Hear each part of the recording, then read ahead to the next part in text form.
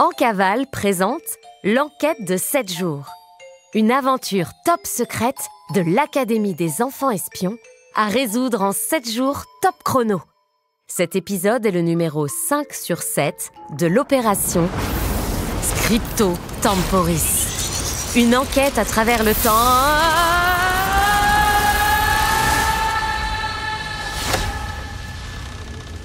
Chut, c'est top secret.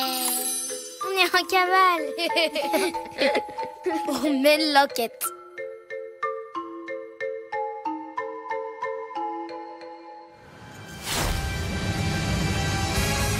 Précédemment dans l'opération Scripto Temporis.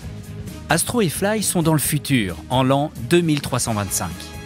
Apparemment, les ordinateurs existent encore, ainsi que les pots de banane. Mais surtout, l'hypothèse d'Astro selon laquelle Doc ne serait pas seul à voyager dans le temps commence à se préciser. Et si quelqu'un qui aime les bananes, le forçait à faire ce voyage? À l'aide de votre cache-message du futur, vous avez pu décoder l'indice trouvé sur l'ordinateur. Il s'agit du mot télégraphe. Et grâce à votre traduction du message en braille qui voulait dire « Trouve les 5 tours », on sait où Astro et Fly doivent continuer leur enquête. Est-ce que ces indices ont bien été laissés par Doc? Dur à dire. Mais ils correspondent bien à une période de votre frise temporelle. Alors c'est parti pour l'époque contemporaine. Jour 5, en 2325. Laboratoire ultra-futuriste. C'est sans doute l'endroit le plus inconfortable où Astro et Fly ont eu à passer la nuit depuis le début de cette enquête. Heureusement que j'avais emporté ma peau de bison avec moi. Bon, on se concentre. On a 2 indices, non?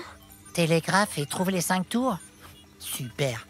On sait même pas si c'est Doc qui nous a laissé ces messages ou s'il est passé par là. Eh oh! On arrête de chinchouiner et on mène l'enquête.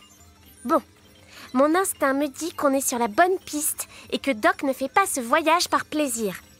C'est comme s'il nous laissait des indices juste avant de partir d'une époque pour qu'on puisse le suivre sans que la personne qui est avec lui ne le sache. Mais qui aurait intérêt à faire ce voyage dans le temps, en prenant le risque de bouleverser le continuum espace-temps?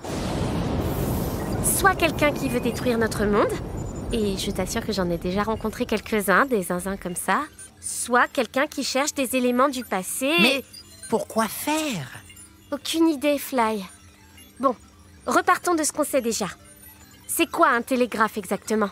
Le télégraphe aérien, c'est un vieux moyen de communication qui permet de transmettre des signaux codés grâce à une tour avec une antenne. Ok.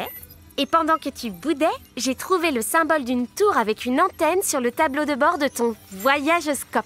Ouah, c'est la première fois que tu le dis correctement. Ne t'habitue pas, tu m'avais l'air trop désespéré pour une blague sur ton traîneau. Allez, en route pour... l'époque contemporaine!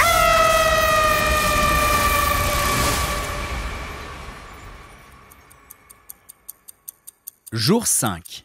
Plage de Granville. 1905. Fly, pourquoi est-ce qu'on est au milieu du ciel? Astro et Fly sont toujours à bord du voyagescope, mais au lieu d'être arrivés sur la Terre, la machine s'est posée sur un avion en plein vol. Madame la pilote! Madame la pilote! Wouh! Madame la pilote! La pilote, qui n'avait pas encore vu le traîneau, le voyagescope et ses occupants posés à l'arrière de son avion, sursaute en plein ciel. Ah, vous devez être Fly, j'imagine. On ne croise pas tous les jours des éléphants en combinaison dans des traîneaux. Ce n'est pas... Quoi? On m'avait prévenu que vous risquiez de me tomber dessus. Je m'appelle Marie, mais ce n'est pas le moment de... discuter. Comme vous pouvez le constater, nous traversons une zone de forte... turbulence. Marie, votre radio n'arrête pas de s'allumer, comme si quelqu'un essayait de vous joindre. Oui, j'ai vu, mais... pas eu le temps. Vous savez vous servir d'une radio? Hop, tenez! Astro récupère l'émetteur au vol et appuie sur le bouton. Alpha, Tango, Tango, Echo, Roméo, Roméo, India, Roméo. C'est quoi ce charabia? Chut, Fly, attends! C'est l'alphabet radio. Il faut écouter, écrire les mots et trouver la première lettre. Par exemple, Alpha commence par la lettre A. Ah, pas besoin d'écrire. Remets le message plus fort. J'ai une mémoire d'éléphant. Génial! Je vais quand même demander à l'Académie des enfants espions si ça ne te dérange pas. Chers enfants espions, si vous n'avez pas une mémoire d'éléphant comme Fly, faites pause pour aller chercher une feuille et un stylo pour noter le message codé. Vous êtes prêts? Voici le message. Alpha, Tango, Tango, Echo, Roméo, Roméo, India, Roméo, Sierra, Uniforme, Roméo, Lima, Alpha, Papa, Lima, Alpha, Golf, Echo. Alpha, Tango, Tango, Echo, Roméo, Roméo, India, Roméo, Sierra, Uniforme, Roméo, Lima, Alpha, Papa, Lima, Alpha, Golf, Echo. Oh, mon alertotop sonne. Un appel de l'Académie. Allô, les enfants espions, quel est le message codé? Alors? Oui, ça y est. Le message est atterrir sur la plage. Merci les enfants espions. C'est parti! Oh, bravo Marie, quel atterrissage. Ça va Fly? Tu as mauvaise mine. Tu es un peu vert.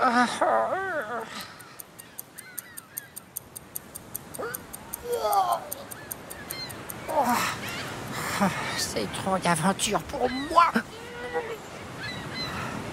Oh, et bon sang, bonsoir. Mais où est Doc? Doc, parti. Il était pressé. Vous connaissez Doc? Est-ce qu'il était seul? Doc, quel type sympathique. Bizarre, mais sympathique. Je l'ai rencontré hier. Il était passionné par ces vieilles tours sur la plage. C'est quoi ces antennes bizarres sur les tours? Ce ne sont pas des antennes, mais des bras mobiles. Les gens les utilisaient à la fin du XVIIIe siècle pour transmettre des messages visuels d'une tour à l'autre. Comment ça marche? La position des bras correspond à une lettre. Le seul problème, c'est que pour que cela fonctionne, il faut que les conditions météo soient favorables.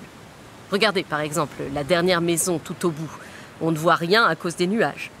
Aujourd'hui, elles sont complètement dépassées.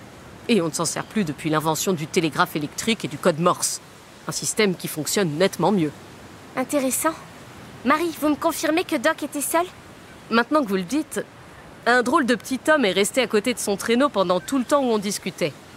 D'ailleurs, juste avant de partir, Doc a glissé un mot en serrant la main de l'opérateur pour lui demander s'il pouvait mettre en marche les tours.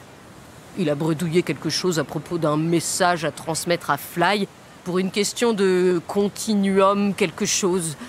Comme je vous le disais, un type bizarre, mais sympathique, mais surtout bizarre. Et regarde ce que je viens de ramasser dans le sable là-bas. Fly tend la patte vers Astro et lui tend le plomb. Oh, la lettre E du roi Soleil! Doc n'aurait jamais volé un objet du passé. Surtout, il ne l'aurait jamais déplacé d'une époque à l'autre pour ne pas risquer de bouleverser le continuum espace-temps. En tout cas, on a 2 nouveaux indices. Doc n'était pas seul et il nous a laissé un message sur le toit des maisons. Fly regarde au loin. Mais il nous manque la dernière lettre. On va avoir besoin d'aide. Appel aux enfants espions.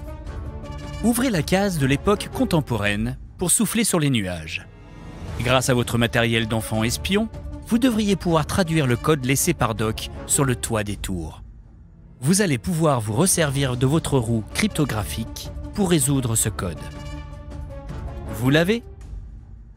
Une fois le mot décodé, il faut aussi transmettre la dernière lettre cachée par les nuages à l'Académie des enfants espions.